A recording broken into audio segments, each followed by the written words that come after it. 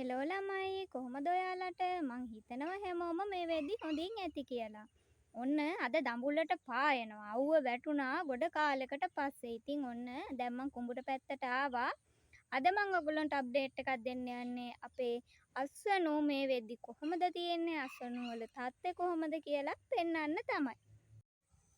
කියන කිසිම දෙයක් අහන්නේ නෑනේ. කොහේ හරි මන් දන්නේ දැන් ගිහිල්ලා වැටෙනවා.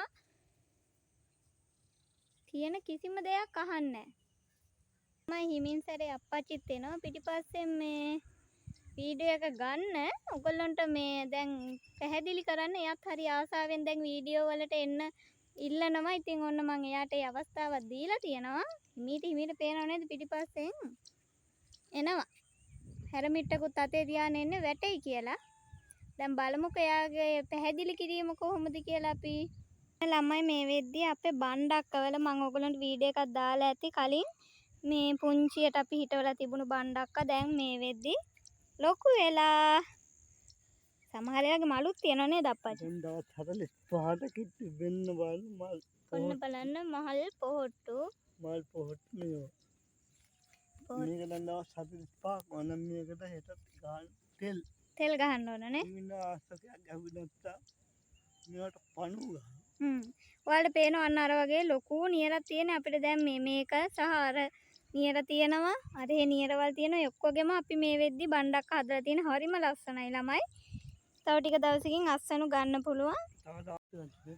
ඔන්න ළමයි දැන් මේ ගොයන් වල තත්ත්වය කිව්වොත් දැන් මාස 2කට කිට්ටු වෙන්න එනවා අපේ ගොයන් වලට. ඉතින් මේ වෙලාවේ ගොයන් මේ තියෙන අවස්ථාව තමයි බණ්ඩි කියලා කියන. ඔන්න අපේ අප්පච්චි පෙන්නයි ඔයගොල්ලන්ට බණ්ඩිය පෙන්නන අප්පච්චි දැකලා නැති අයට. මෙන්න දැකලා බණ්ඩිය කියන්නේ මෙන්න මේවා මේ ගොයන්ලයි කඳ තමයි බඩ තමයි මේ තියෙන්නේ. බඩේ තමයි දැන් මේ බණ්ඩිය එන්නේ.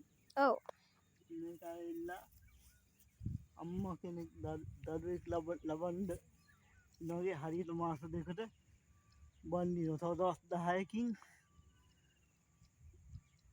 මේ මව් ගහේ බණ්ඩිය ඇවිල්ලා අම්මා කෙනෙක් දරුවෙක් බීගනවා වගේ ගොයන් කල් ලස්සනට බිහිදලා උඩට එනවා.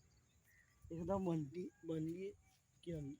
ඔව් ළමයි ඇත්තටම බණ්ඩි කාලය කියන්නේ අප්පච්චි කිව්වා වගේ අපේ මේ ලෝකේ තියෙන උසස්ම තත්ත්වය තමයි මව් පදවිය කියන්නේ. ඉතින් ආදරණීය අම්මා කෙනෙක් තමන්ගේ දරුවෝ කුසේ දරාගෙන දරුවා මේ ලෝකෙට බිහි කරන්න සැරසෙන අවස්ථාව වගේ තමයි බණ්ඩි කාලය කියලා කියන්නේ. එතකොට මේගොල්ලොත් ඒගොල්ලන්ගේ ආදරණීය දරුවොන්ව කුසේ දරාගෙන මේ ලෝකෙට අපිට අස්වැන්නක් විදිහට දෙන්න ලෑස්ති වෙන කාලය තමයි බණ්ඩි කියන්නේ. ඉතින් දන්නේ නැති අයට ඔන්න අපි ඒ ගැනත් පැහැදිලි කරා. ඉතින් ওই වගේ තමයි අස්වනු තත්ත්වය සහ peerත් දැන් මේ දවස්වල මම තව ඉස්සරහට හදන්න බලාපොරොත්තු වෙමින් ඉන්න peer පැල සහ තවත් දෙයක් බලාපොරොත්තු වෙමින් ඉන්නවා. ඒකත් මේ වෙද්දි අපි පැල ගෙනල්ලා තියෙන්නේ. ඉතින් ඉස්සරහට අපි බලමු මේ වගේ වැඩ කොහොමද සිද්ධ වෙන්නේ කියලා. ඉතින් හැමෝටම ආදරෙයි. ඉතින් ඔන්න ඔය විදිහට තමයි අපේ අස්වනු වල තත්ත්වය මේ වෙද්දි තියෙන්නේ. නේද අප්පච්චි? එන හැමෝටම ආදරෙයි නේ.